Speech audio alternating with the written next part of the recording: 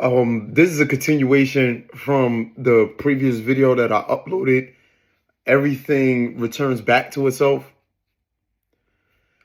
And the one thing that I left off on in that last video is bringing up the hidden messages in water, which is a book that was written by Masaru Emoto. And he was a researcher, and the research that he was doing was involving crystals that was made by frozen water. And he photographed these pictures, and he noticed the patterns that the water was forming based off of words, and the symmetry between giving positive affirmation to the crystals as they was forming, such as like hypothetically speaking, like I love you versus I hate you. And I love you will form something that was synchronistic in its pattern and harmonious in its pattern versus, I hate you, which it wouldn't form anything like in harmony, and it wouldn't be in the order to the crystal. And that was very, very interesting, and pointing out the fact that how water, which we are made of primarily, is affected by words. And what does that mean to the human that is made up of that? And from a scientific lens, and I'm not no scientist whatsoever, I know little to nothing, and just to be quite honest, so take my opinion with a grain of salt. But scientifically speaking, a lot of people, in that world don't like to accept that and look at that as like a pseudoscience. But there has to be some truth to that. And something else that I wanted to point out and bring up is Cymatics.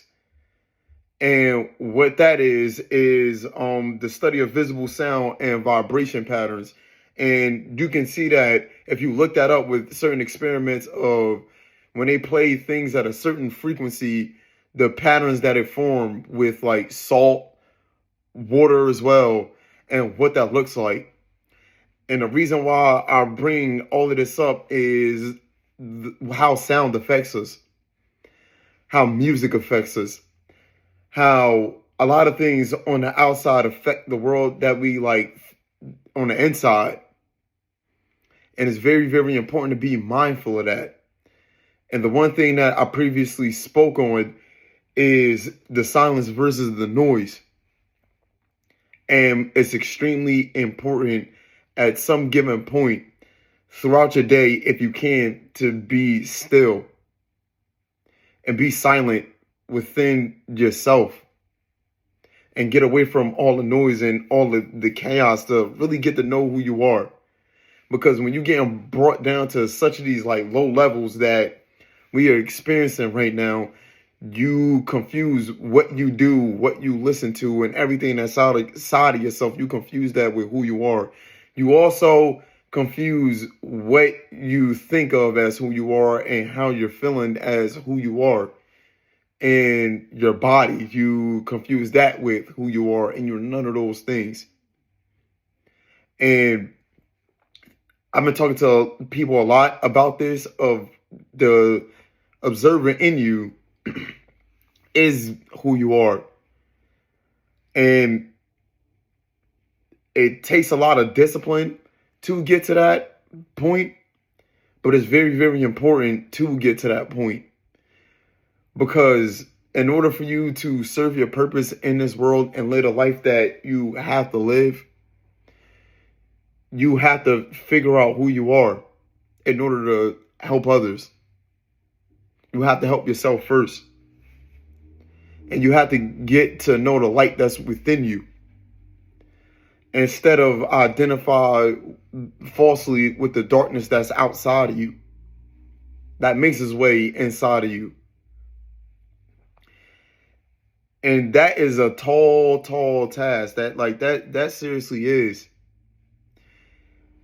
And something that I really, really want to like speak on is, for example, the one thing that I brought up was anger, and how that, like, for me personally, how that deeply affected my life and affected like a decent amount of my decisions to further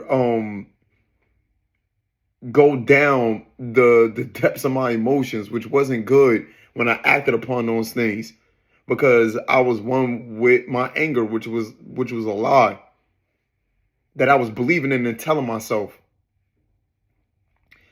And you have to let go of your emotions. That was the one of the hardest things that I had to learn, and still like is overcoming like every single day, is to not let my emotions get the best of me, and not let my thoughts psych me out, not let the doubt get to me, and do the best that I can to overcome that.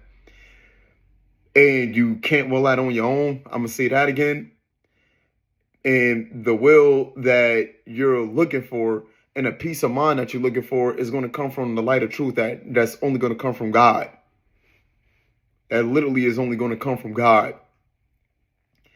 And you have to surrender your will to God. And an example of that truth is Jesus Christ. Jesus Christ surrendered his will to God. And he showed us what it looks like to be extremely humble, to the literally the highest degree. And a lot of us is filled with pride, and that pride leads to anger, which is of like one of the many passions. And we have to let all of that go. And the rule that Jesus Christ gave to us, which was like two commandments, the greatest commandments that's above the 10 commandments, was to love the Lord your God and to love your neighbor. And not love God with a little bit of yourself, a lot of yourself, but with everything, with all you got. With all you got. And then you will have love shown to you. And you will love yourself.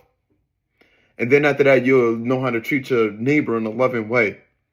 And you wouldn't look at anybody in a certain way. And you wouldn't judge anybody in a certain way.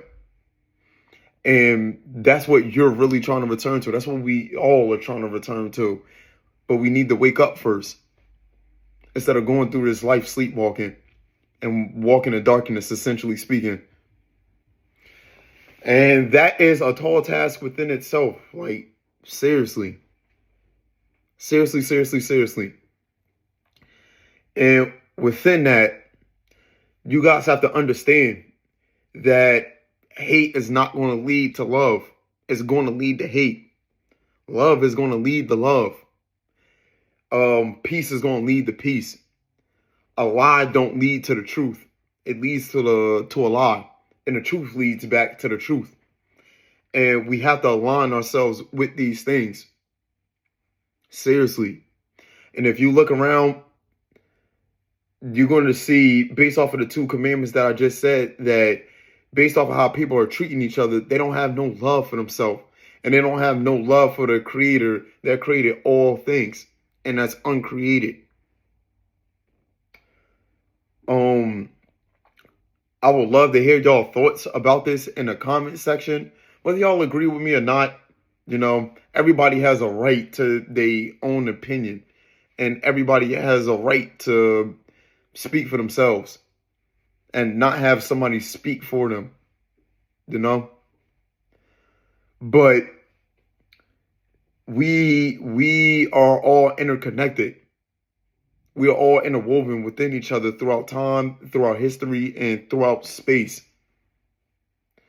But within that, spiritually, you can be separated from God, from you turning your back on God, and essentially God turning in his back on you.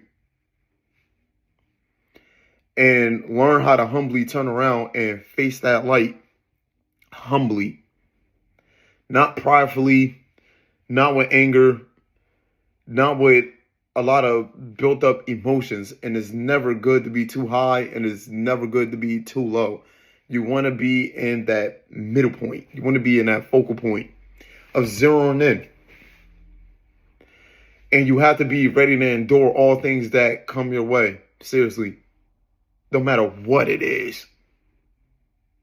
Because ultimately all of this stuff is outside of our control that we experience, and we don't have no control whatsoever.